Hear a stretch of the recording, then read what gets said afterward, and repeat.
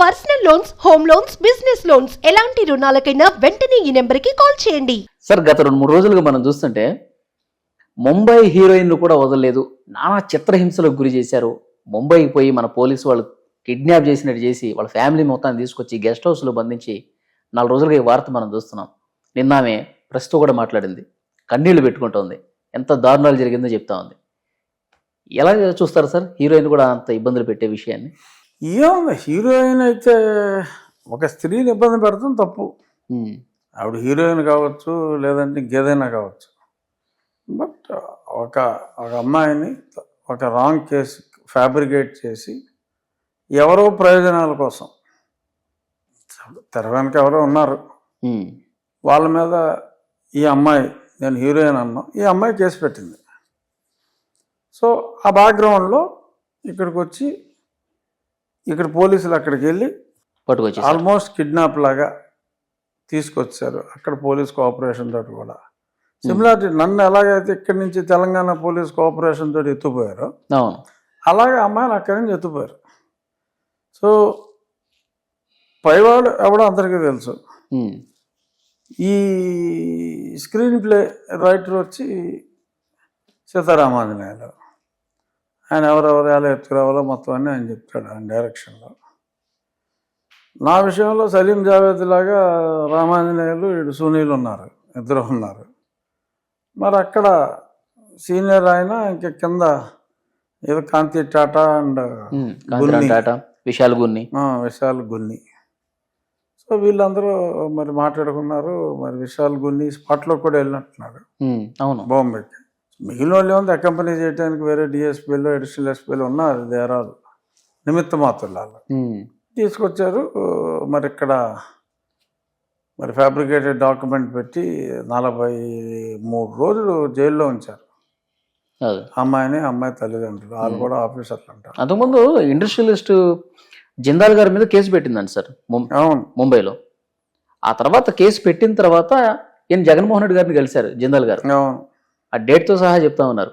జిందాల్ గారు వచ్చింది జగన్ గారిని కలవటం, జగన్ గారు సజ్జల గారు ఆదేశాలు ఇవ్వటం, ఈ పోలీసులంతా ఒక ప్లాన్ ప్రకారం వెళ్ళి కిడ్నాప్ చేసి తీసుకొచ్చిన పరిస్థితి ఉంది. ఇక్కడ ఈ డాక్యుమెంట్, ఫోర్జరీ డాక్యుమెంట్ క్రియేట్ చేయడం కూడా సార్, ఎవరైతే ఈ అమ్మాయి అమ్మేసిందని చెప్పుకుంటున్నారో వాళ్ళు కూడా మాట్లాడారు. ఇప్పుడు అసలు నాకు సంబంధం లేదు, మాకు డబ్బులు ఇవ్వలేదు, మేమే డబ్బులు ఇవ్వలేదు, అసలు మాకు సంబంధం లేదు మొర్రో అంటున్నారు. వాళ్ళేదో ఏదో విషయానికి వాళ్ళ జిరాక్స్లు ఆధారాలు ఇచ్చారంట. అవును, దానికి ఈఎంఐ అమ్మేసుకున్నట్టు పెట్టి అదంతా ఫ్యాబ్రికేటెడ్ అండి. అది చేసింది పోలీసులు, నో డౌట్. ఇప్పుడు బొంబాయి బిజినెస్ మ్యాన్ సహాయం అడగటంలో తప్పులేదు. ఇలాగ చెయ్యి, ఇలా కేసు పెట్టి ఇలా లేపురా అని ఎవడో చెప్పడం, ఎవరికి ఊహకు అందదో అలా చెప్పాలని కూడా. ఆ క్రిమినల్ మైండ్ ఉన్న పోలీసు అధికారులే చేయగలరు. ముఖ్యమంత్రి అండి, నేను ముఖ్యమంత్రిని అండి చెప్పాను అనుకోండి, చేసి ఎదవలకు బుద్ధుడు అట్లా ఎలా చేస్తారు? ముఖ్యమంత్రి ఎదవ పని చేయమని చెప్పాడు, చెప్తే చేసేస్తారు. ఎందుకు వీళ్ళు పరీక్ష పాస్ అయింది, ఐపీఎస్ పాస్ అయింది, ఇలాంటి ఎదవ పనులు చేయటానిక? ఏదో ఒకటి చేసి మీరు చెప్పింది మేము చేశాను సార్ అని చెప్పుకోవడం ఎందుకు? ప్రమోషన్ల కోసం ఈ వెధవలకి ఐ కెన్ కాన్ఫిడెంట్లీ సే ఈ వెధవలకు ప్రమోషన్ కోసం ముఖ్యమంత్రి చెప్పినట్టు చేస్తున్నారు. మంచి పని చెప్తే చేయాలి, పైవాడు చెప్పినట్టు, అంతేగాని రూల్స్కి వ్యతిరేకంగా, సెక్షన్లో ఉన్నదానికి వ్యతిరేకంగా. ఇప్పుడు నన్ను ఎత్తుకొచ్చారండి ఇక్కడి నుంచి, ఏదో పక్కనే కదా ఎత్తుకెళ్ళిపోయాం, అక్కడికి వెళ్ళాక ఏదో మెడికల్ టెస్టులు చేసామని ఏదో రాంగ్ స్టేట్మెంట్లు ఇచ్చారు. ఆ పొరుగురు నుంచి తీసుకొచ్చేటప్పుడు అదంతా కండక్ట్ చేయాలి. ఏమి లేదు, వేసరికి తీసుకొచ్చారు. అవును, ఫోన్లన్నీ తీసేసుకున్నారు, ఏదో చాలా డిలీట్ చేస్తారంట. కనీసం అది కోర్టులో కూడా ఫలానా సీజ్ చేసినట్టు కూడా మెన్షన్ చేయలే అక్కడ. చాలా దారుణాలు చేశారు. ఆ తర్వాత వదిలిన 43 రోజుల తర్వాత బెయిల్ వచ్చిన తర్వాత కూడా ఆ మెజిస్ట్రేట్ మహానుభావురాలు ఆవిడేం చెప్పిందంటే, నా మెజిస్ట్రేరియల్ జ్యూరిస్డిక్షన్ పరిధిలోనే వీళ్ళు ఉండాలని చెప్పి బెయిల్ ఇచ్చారట. బెయిల్లో అదొక విచిత్రమైన బెయిల్. వారానికి ఒకసారి రావాలి, పోలీస్ స్టేషన్లో సంతకం పెట్టాలి, అది వేరు. ఇక్కడే ఉండాలి, ఈ ఊర్లోనే ఉండాలి, ఇంకే ఊరు వెళ్ళకూడదు. ఈ పరిధి ఒక 20 కిలోమీటర్ల పరిధి ఉంటే ఆ మ్యాజిస్ట్రేట్కి ఆడే కూర్చోవాలి ఇంకా. సో అలాగా ఆ అమ్మాయికి జరిగింది దారుణమైన. ఈ కేసులో సార్ సజ్జల రామకృష్ణారెడ్డి గారి మీద కూడా తీవ్రమైన ఆరోపణలు వస్తున్నాయి. మినిట్ ఆయనే అప్డేట్ చేస్తా, ఆయనకి అప్డేట్ ఇస్తా ఉన్నారు. ఆమె వినలేదా? ఈవెన్ నన్ను అరెస్ట్ చేసినప్పుడు, ఎందుకంటే కేసు మోరల్ సిమిలర్గానే ఉంది, అమ్మాయిదైనా నాదైనా కేసు మోరల్ సిమిలర్. నా ఇంట్లో నన్ను అరెస్ట్ చేసేటప్పుడు కూడా వీళ్ళు ఒక ఐప్యాడ్ లాంటి దాంట్లో షూట్ చేస్తున్నారు. ఆ షూట్ చేస్తున్నప్పుడు నా పక్కన ఉన్న ఒక ఇతను చూశాడు, సజ్జల రామకృష్ణారెడ్డి అవతల నుంచి చూస్తున్నాడు. సో కార్నర్లో సజ్జలు ఉన్నాడు. ఓకే, ఓపెన్గా మా వాడు కామెంట్ చేశాడు, ఇదిగో సజ్జలు చూస్తున్నాడు అని. అన్ని ఈ పోలీసు నా కొడుకులు అక్కడ తీసుకెళ్ళి ఆ పక్కన ఇదే రూమ్లో నన్ను పట్టుకెళ్ళింది. అలా ఆ చెట్ల దగ్గర తీసుకెళ్ళి చెతకొట్టారు. సజ్జలు చూస్తున్నాడని అన్నాడని. సో సజ్జల మానిటరింగ్ అనేది క్వైట్ కామన్ ఇలా ఎత్తుకెళ్ళి కేసుల్లో. అదే సార్, ఆయన ఒప్పుకోవట్లేదు సార్. అంటే ముంబైలో పెట్టిన కేసు వాపసు తీసుకోకపోతే ఇక్కడ గొప్పతనం ఏంటంటే, మరి నేను పురుషుడినేమో, మరి ఆ అమ్మాయి కేసు తీసుకున్నంత సీరియస్గా నా కేసు తీసుకోలే. ఓకే, నేను లైటర్ ఏం చెప్తున్నా, కానీ ఇట్స్ ఎ పాయింట్. అవును, గెస్ట్ హౌస్లో బంధించి కూడా ఆమె నిన్న చెప్తా ఉంది, మఫ్టీలో ఇద్దరు వచ్చారంట సార్, వచ్చి జిందాల్ గారి మీద పెట్టింది కేసు వాపసు తీసుకుంటావా లేదా అని చెప్పి సంతకాలు పెట్టించుకొని చాలా ఇబ్బందికి గురి చేశారని కూడా చెప్తుంది. నాకు అంత దారుణం. ఇదే నేను చెప్పేది, జిందాల్ కోరుకోవడంలో తప్పులేదు. వాళ్ళకి మధ్య ఏం జరిగిందో మనకు తెలియదు.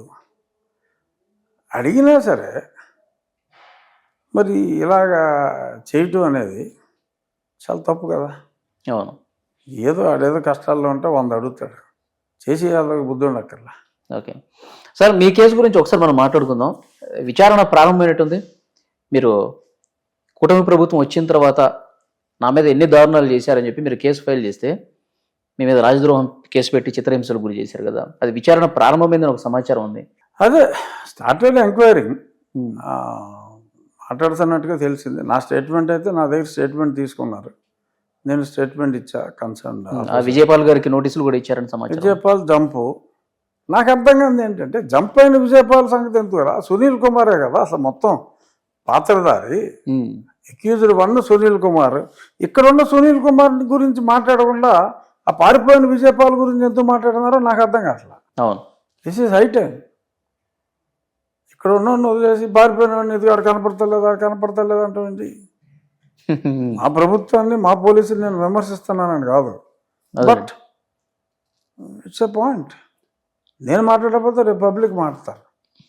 వచ్చి సంతకాలు పెట్టమన్నారు కదా, పొద్దున్న సాయంత్రం దాకా కూర్చోమన్నారు కదా, ఒకసారి సంతకం పెట్టాక తీసుకెళ్ళి రా బాబాయ్ అని చెప్పి అసలు ఏంట్రా కదా అని చెప్పి అడగొచ్చుగా. అవును, ఏమో వీళ్ళందరితోటి మాట్లాడి ఫైనల్గా విజయపాల్తో మాట్లాడి అప్పుడు అతను పిలవాలనుకుంటున్నారేమో నాకు తెలియదు. అదే, బట్ నా మనోభావాలు ఓపెన్గా షేర్ చేసుకుంటున్నాను. ఓకే, A3గా వైఎస్ జగన్ గారి పేరు కూడా చేర్చారు సార్. విచారణకి జగన్మోహన్ రెడ్డి గారిని కూడా పిలుస్తారా మీ కేసులో? ఇంకా సునీల్ కుమార్నే పిలవలేదు. అదే సునీల్ కుమార్ని, రామాంజనేయుల్ని పిలిచిన తర్వాత పిలుస్తారు. A3గానే ఉన్నారు కాబట్టి అక్యూజ్డ్ అందరినీ పిలిచి విచారించాలి కదా. విచారించాలి, కానీ అదే విచారించాలి అంటే ఒక డిఎస్పీ, అడిషనల్ ఎస్పీ క్యాడర్ వాళ్ళని వేశారు. అకార్డింగ్ టు మీ ఇంకొంచెం పెద్ద క్యాడర్ వాళ్ళు ఉండటం కరెక్ట్. అట్లీస్ట్ మీరు డీజీపీ గారిని కలిసి ఉన్నా, if not IG at least DIG rank అన్నా ఉంటే కొంచెం, ఎందుకంటే పోలీసులో సబార్డినేటిజము, సుపీరియారిటీ ఫీలింగ్స్ చాలా ఎక్కువ. సో మరి ఒక డీజీ స్థాయి అధికారులు ఇద్దరిని, ಅಥವಾ ఒక మాజీ ముఖ్యమంత్రిని ఎంక్వైరీ చేయాలి అంటే కనీస స్థాయి ఉండడం కరెక్ట్. సార్, మీరు డీజీపీ గారిని కలిసి ఈ కేసు చాలా స్లోగా పోతుంది అంటే మీ అసంతృప్తి ఏమైనా వ్యక్తం చేసే అవకాశం ఉందా, ఇంకొంచెం సీరియస్గా ముందుకు తీసుకెళ్ళండి అని? చేసి ఉండకపోవచ్చు అని ఎందుకు అనుకుంటున్నాం. ఓకే, ఎప్పటివరకు సార్? అంటే మనం కేసులన్నీ కూడా నత్తనడకన సాగుతూ ఉంటాయి కదా, మీ కేసులో ఆ వేగం ఎక్స్పెక్ట్ చేయొచ్చా? ఏమో మరి ఇప్పుడు ఆ స్త్రీ విషయంలో ఉన్న వేగం చూస్తే మరి నాది కూడా ఏమన్నా వేగం పుంజుకుంటుందేమో అని అనుకుంటున్నా ఈ పురుషుడి విషయంలో కూడా. సార్, ఇంకొకటి, ఎంపీలందరూ కూడా కూటమి పార్టీలోకి వెళ్ళిపోతున్నారు సార్. నిన్ననే మనం చూసాం, మోపిదేవి వెంకటరమణ గారు, ఇద్దరు తర్వాత బీద మస్తానరావు గారు ప్రస్తుతానికి ఇద్దరు తెలుగుదేశం పార్టీలో జాయిన్ అవుతున్నారంట. మొత్తం 11 మందిలో 10 మంది లేదా? కరెక్ట్. మీడియాలో బాగా వార్తలు వస్తున్నాయి, మీడియాలో వస్తే అది అయిపోవాలని ఉందా ఏంటి. కానీ నాకున్న పరిజ్ఞానం మేరకు కానీ సమాచారం మేరకు కానీ బాగా అప్పర్ లిమిట్ 6. అందులో విజయసాయి రెడ్డి గారు ఉన్నారా? నాకు తెలిసి ఆయన ఉండరా? సాయిరెడ్డి ఉండకపోవచ్చు, అయోధ్యరామరెడ్డి ఉండకపోవచ్చు, నిరంజన్ రెడ్డి ఉండకపోవచ్చు, పరిమళ నత్వాని ఎట్టి పరిస్థితుల్లోనూ ఉండడు. నలుగురు అయ్యారా? ఈ నలుగురు మేడా రఘునాథ్ రెడ్డి గారు, ఈవెన్ పిల్లిబోస్ గారు వెళ్ళారా? జంప్ ఏమన్నదా? ఆయన character totally different character. Telangana R Krishnaiah గారు చాలా వ్యక్తిత్వం ఉన్న వ్యక్తి. అంటే వెళ్ళిపోయిన వాళ్ళకి వ్యక్తిత్వం లేదని నేను అంటలా, బట్ బోస్ గారు కొంచెం different kind of person. Okay. చాలా మళ్ళీ ఆయన పెద్ద మనిషి అంటే వీళ్ళు కాదని ఎలా అనుకుంటామో, అందుకని ఒక 6 వరకు అయితే ఛాన్స్ ఉందంటారు. 6 వరకు అవకాశం ఉంది.